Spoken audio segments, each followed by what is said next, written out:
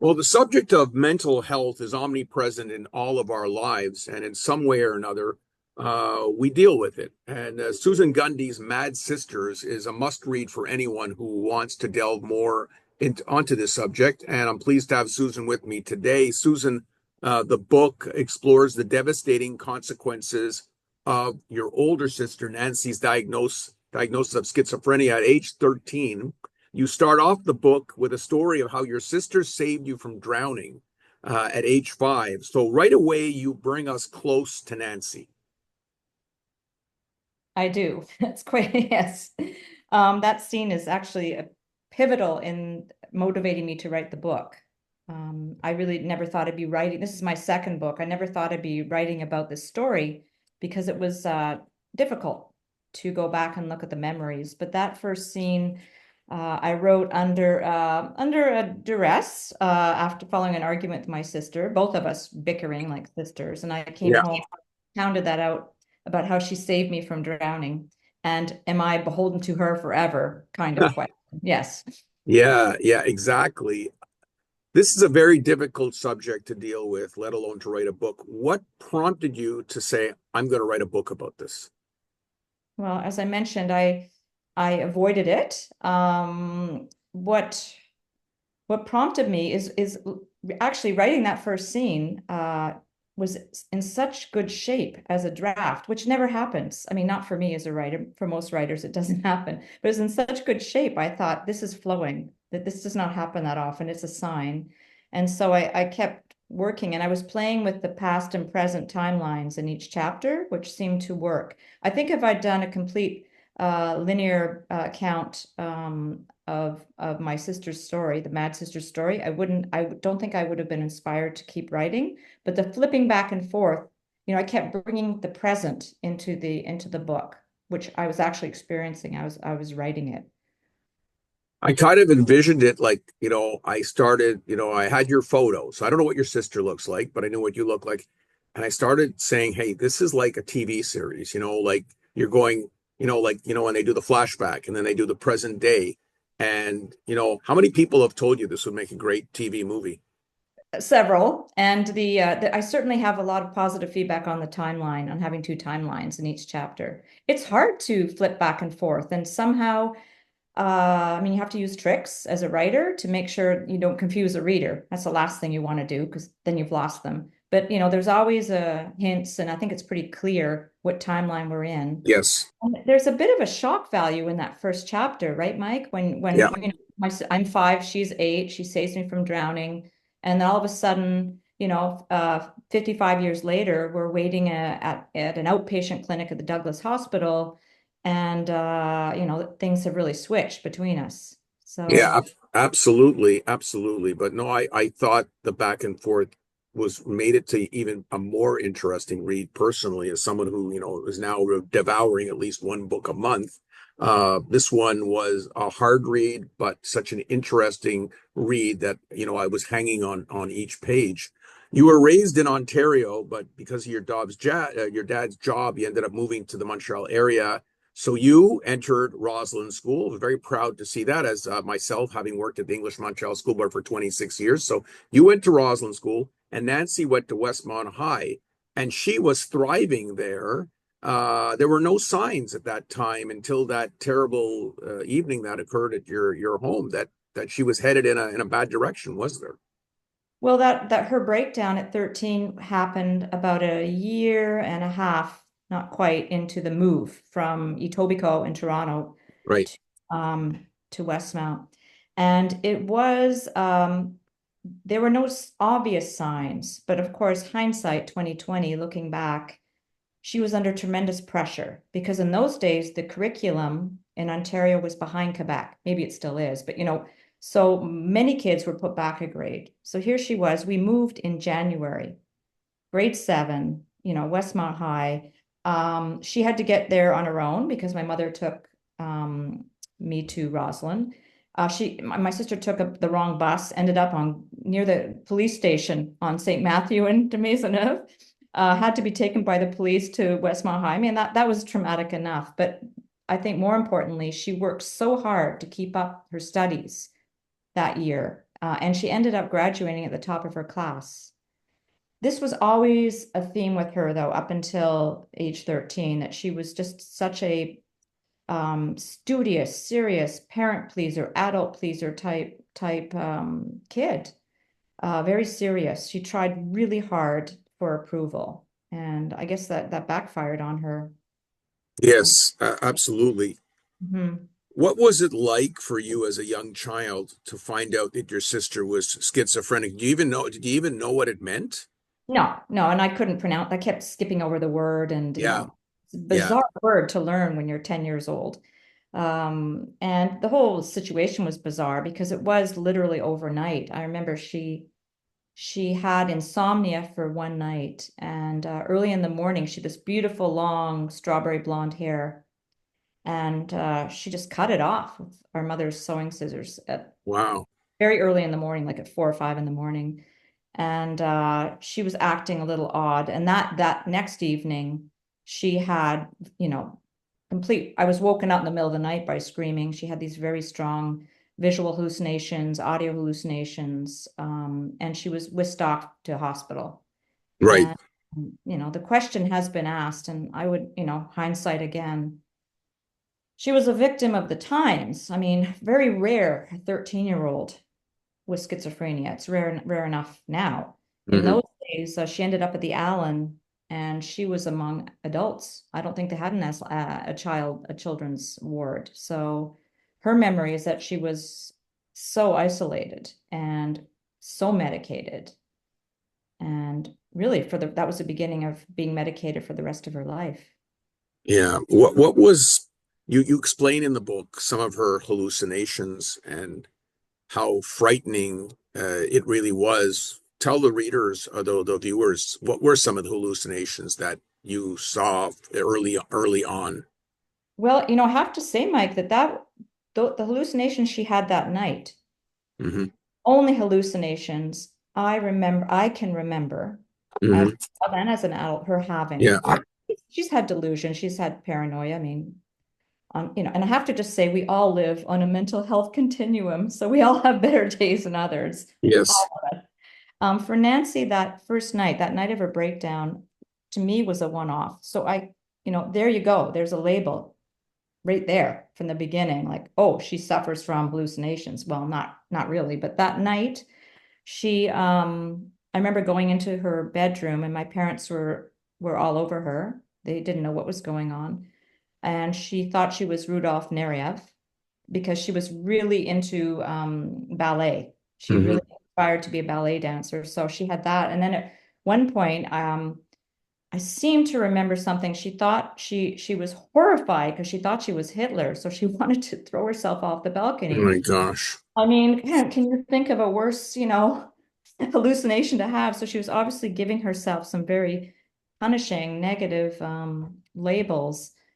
And no, it was really, I mean, I was whisked away.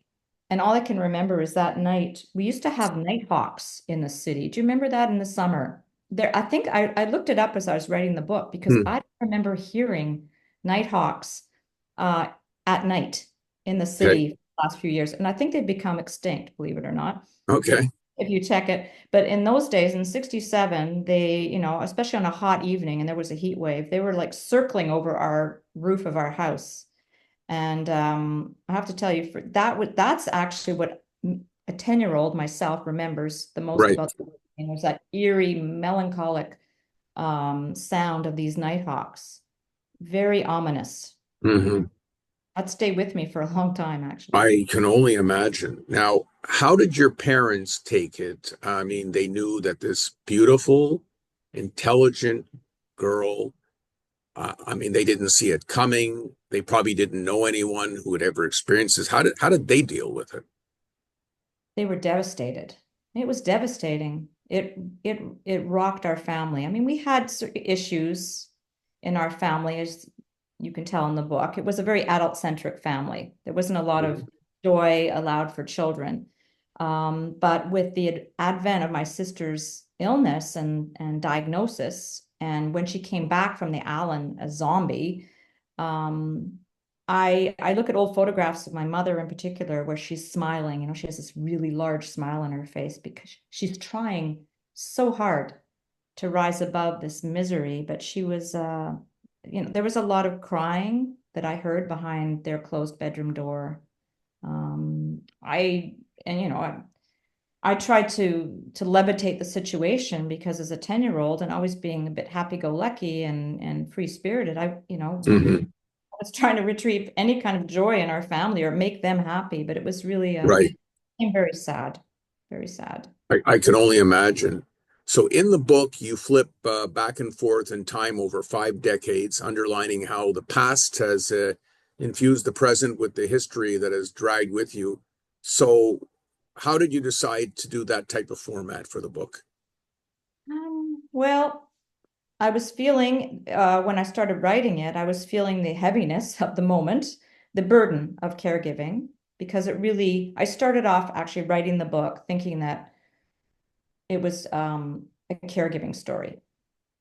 I think it became a lot more than that in terms of being a story about the broken mental health system, et cetera, et cetera. But uh, I was feeling this, I call it a push-pull caregiver whirlpool that you get stuck in. And I know every caregiver can relate to this, where you feel this duty and guilt, especially as a sibling, why her and not me? So I'm drawn into this whirlpool by guilt, by also just compassion and love for my sister. But then there's all this resentment and frustration, especially when, it's not necessarily a job where you receive a lot of thank yous. You could receive quite the opposite.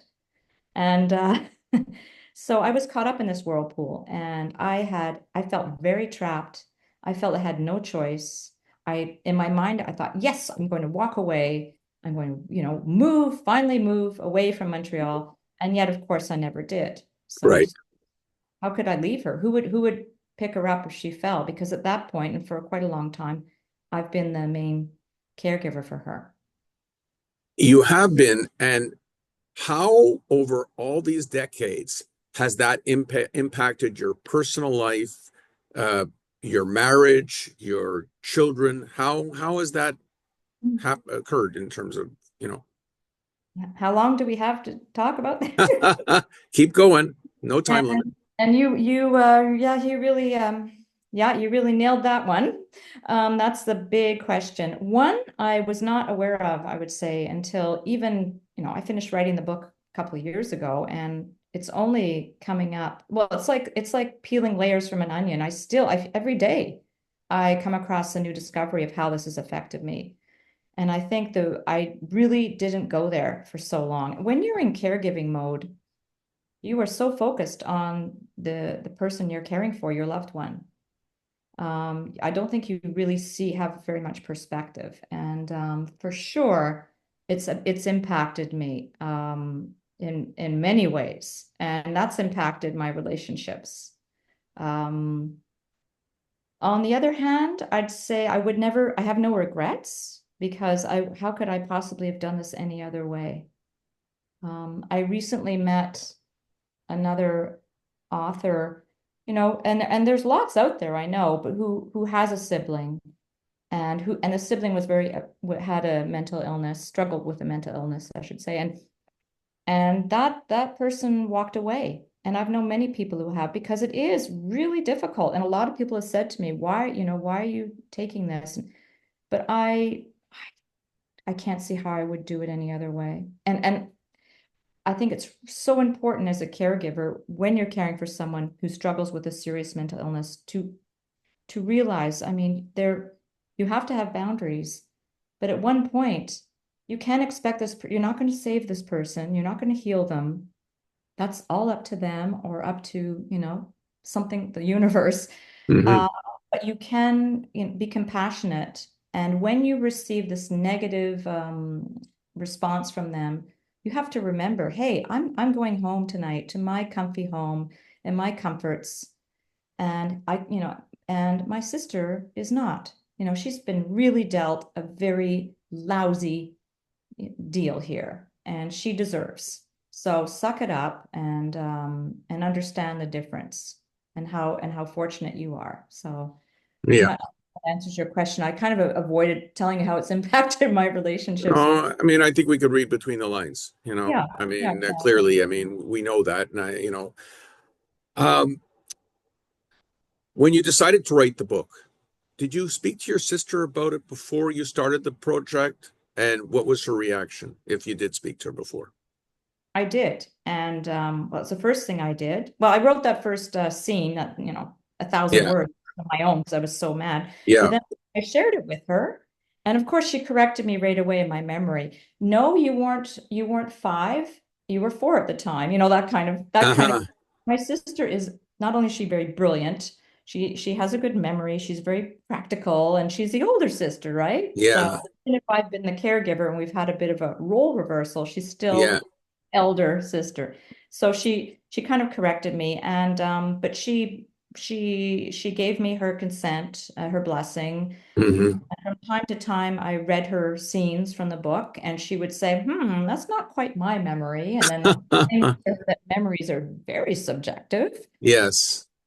And I also, Nancy doesn't really, she doesn't Okay.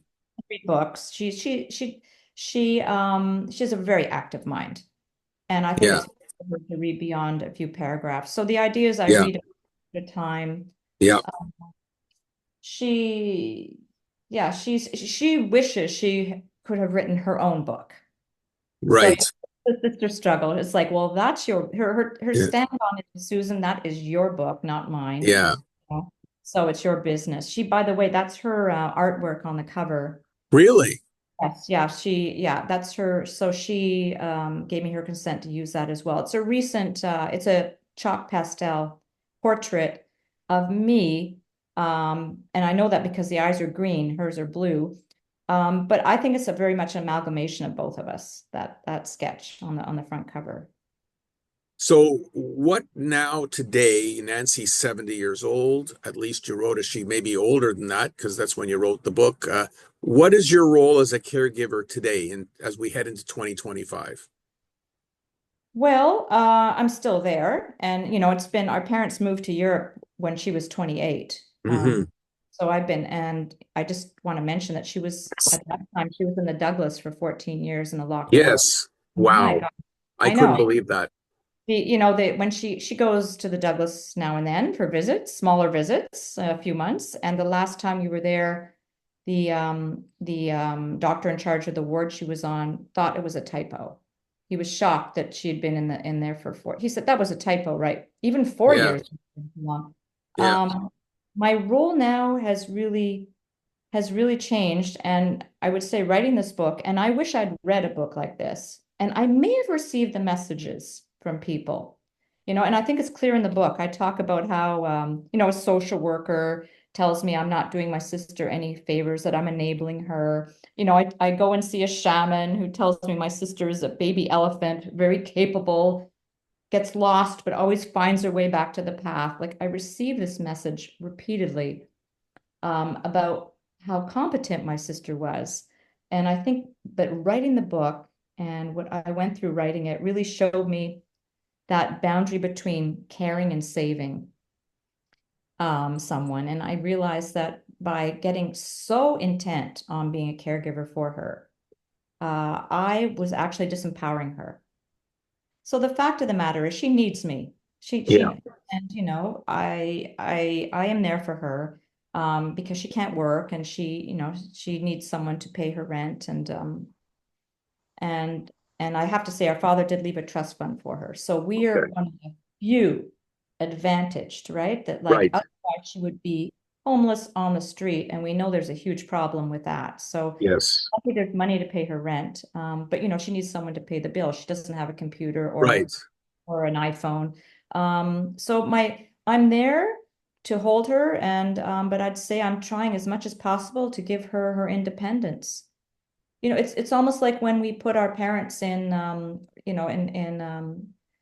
retirement homes. I always thought I had to do this with my parents as well. You don't want to, you know, lock them away when they still have autonomy, and then they can still enjoy life, Yeah. right?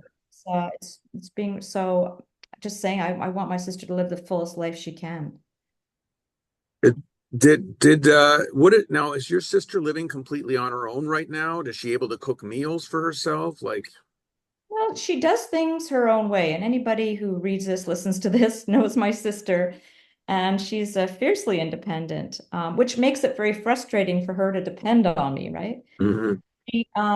She was living in a group home for a long time through L'Abri en Ville, which is an incredible housing concept of three roommates to an apartment. And they keep themselves small. They have 10 apartments in Montreal. A lot of them are in NDG, and they have a lot of volunteers that overlook them. But my sister, she doesn't like rules. She makes her own rules. So you can see, and she was there for a long time and with Yeah, a thick file. And so she had to leave at one point. right. Uh, Not her choice, but it was, and so she ended up at the Douglas just as a place to sleep because there was nowhere for her to go, and she was there for several months, and they couldn't really find a group home that was suitable, and so I came up with this suggestion to put her in an apartment on her own. So that's she's living alone because of that, which is working. I'd have to say that it was difficult to get support from the public healthcare system. Hmm. I'm very, very happy to have found a caseworker through the Cummings Center. Unbelievable, unbelievable. Good shout out for the Cummings Center. I'm a volunteer there, so Huge one. I'm just saying that. And her caseworker is so caring. And wow, let's just say she's not getting that through the CLSC. right. And so over the years, we found Nancy's been living alone now for about 8 years. Really? With periods of going into the Douglas. And I hope, it's for another 8 years. I So I found it interesting too that she handled the pandemic very well. In fact, she actually enjoyed it, she said. she's she said to me, "Hey, I'm used to lock-in." Yeah. And she also said to me, I mean, the book is a heavy read, but it's also pretty funny. I'm sure There you were saw. a lot of humorous moments. Like I was visualizing, like that's why I said I could picture your sister, someone portraying her in a movie, and people feeling sad for her, but also getting a laugh from her at the same time. Oh, she's very, very hilarious. And because she's so bright and witty and she cracks Yeah. jokes all the time. I mean, I was really worried about COVID. I was Yeah. completely Of course. neurotic. Yes, isn't it interesting that somebody who is diagnosed with psychoses wasn't neurotic at all. It's very Yeah. interesting. It is. It's fascinating, actually. Yeah. There's one scene where she's going up to these little kids without a mask, and I'm at daycare, and I'm freaking out, thinking, oh, Oh all those God. COVID kids are full of germs. Don't Yeah. do it, Nancy. And she turned to me and said, "Paranoia will destroy you." Oh That's my actually God. she picked that up from her roommate. I have to give him credit for that. Uh, But when she was with La Brionville. But she thrived during COVID, and she actually was on a drug called Clozaril. yeah, I read about that. Yeah, that's a nasty. Well, it's nasty. It's nasty because of the side effects. But it It's did well for her for a good period of time. it's a last resort treatment because on patients who are not reacting to other medication like Abilify or not lithium, sorry, Clozaril. There's such a cocktail of drugs she takes. The Clozaril works on her, and that's what allowed her to be freed from the Douglas after 14 years. But it plays havoc with your white blood cells, and she has stage 0 leukemia, type 2 diabetes. Her kidneys are leaking. Wow. Had a pancreatic cancer, Jeez. the good kind of tumor. Apparently, there's a good kind of tumor, and an Okay. endocrine tumor. And don't tell me this isn't related from her medication. Right. Yeah. Yeah. It's fascinating. So I think I know the answer to the question, but I'll ask it anyhow. And what has been the overall response to this book? What have you been hearing? I mean, I see the great reviews that are all over the internet. Well, I have to say, it's been overwhelming. I'm overwhelmed by the response. I mean, I knew it was important. And I remember telling the owners of Drawn and Quarterly, where we had our launch on Bernard, I said, what's your seating capacity? They said 40. I went, like, well, that's kind of usual for, local author. And I was like, and it turned out to be, standing room packed. The place was packed. The owners are still smiling. I walk in the store, like what an evening. It was like the best, most attended launch since pre-COVID they've had. And I guess part of it was my, contacts or whatever. I was, but really the subject brings it in. And I think Yes. what touches me most, my friends are saying, what are the sales? How's it doing? And I'm like, I don't know. They had to, I know they ran out of books. I ran out of books. The Yeah. publisher, Ronsdale Presses in Vancouver. They are amazing, by the way. That's a big shout out to them to pick Yeah. up the book. Yeah. Wendy Atkinson, the publisher, saw this subject and just said, Yeah. wow, the sooner we get this out, the better. She Yeah. pushed to get out for this fall.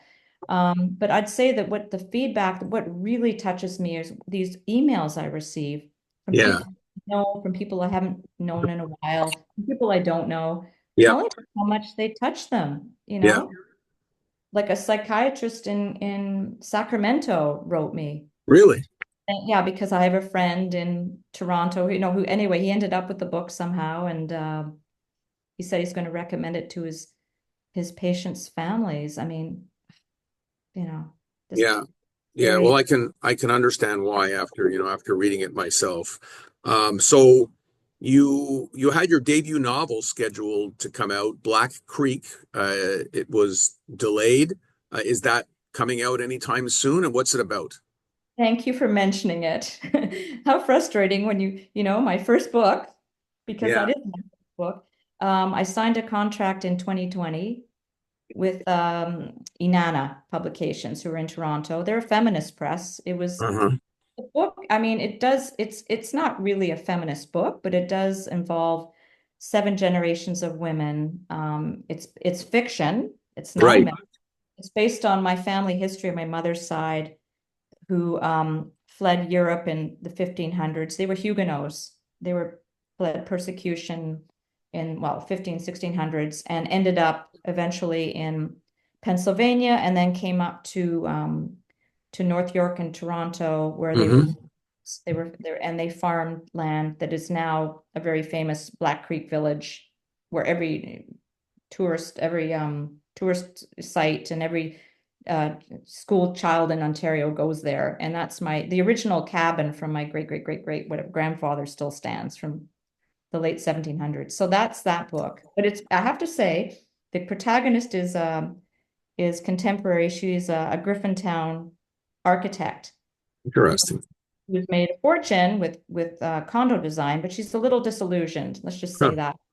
So that's the book, and that is. I hope that is going to be Inanna. Unfortunately, Yeah. uh, the publisher died during COVID, and so the book was delayed. It was supposed to come out last spring. I would have had two books coming out within 6 months.